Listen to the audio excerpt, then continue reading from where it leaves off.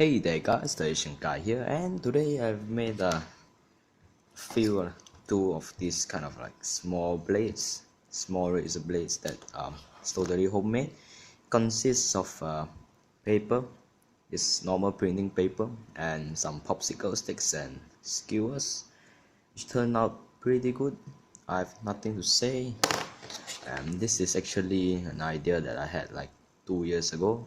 I made this.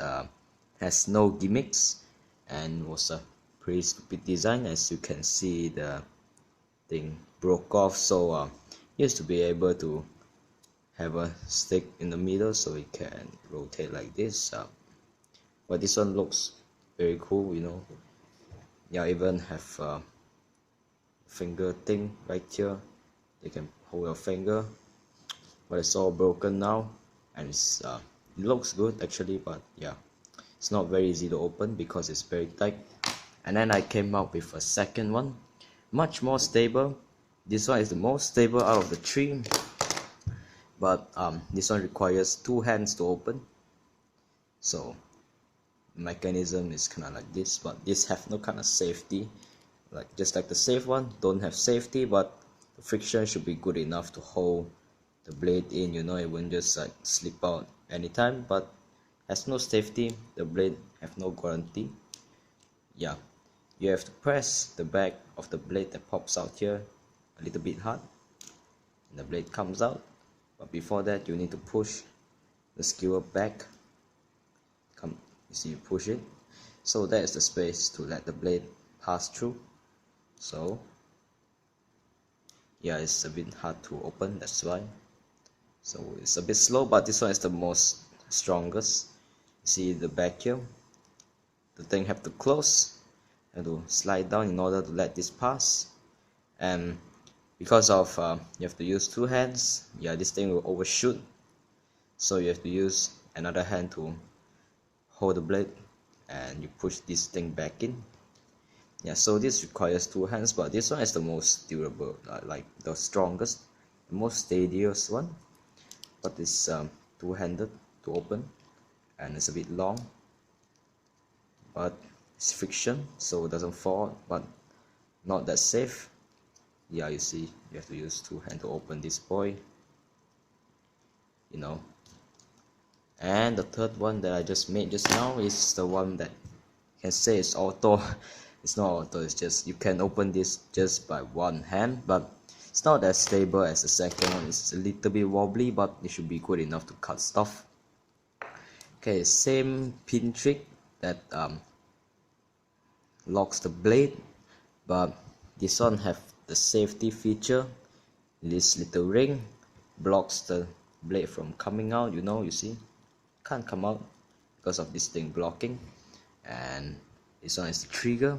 It's not trigger, it's just a lever, something like this, and you kind of push it down.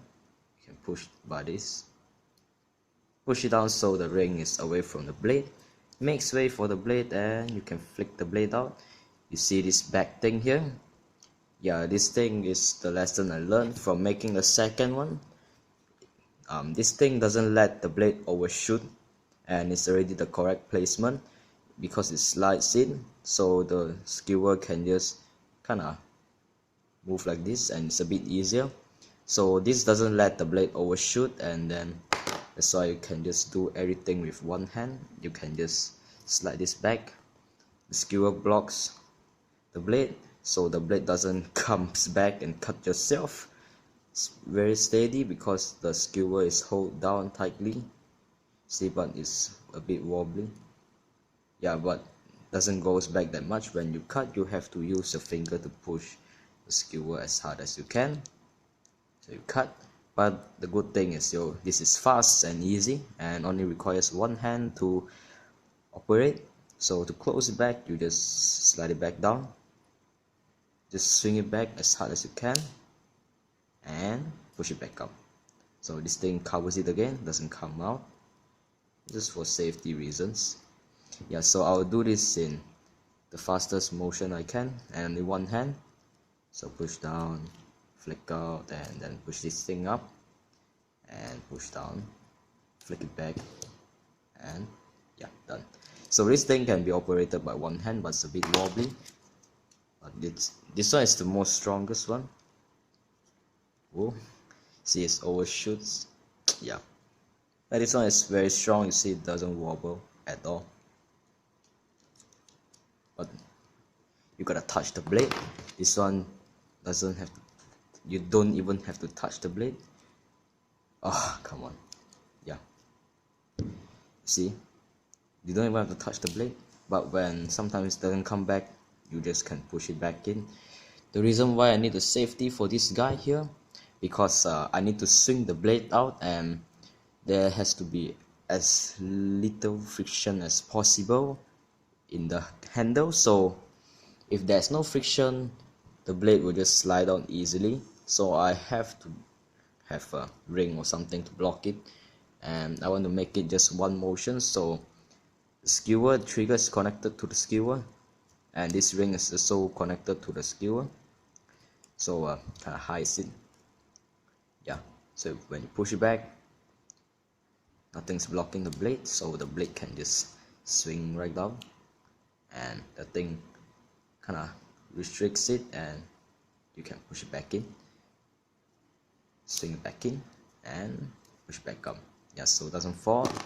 For this one, doesn't have all that kind of feature.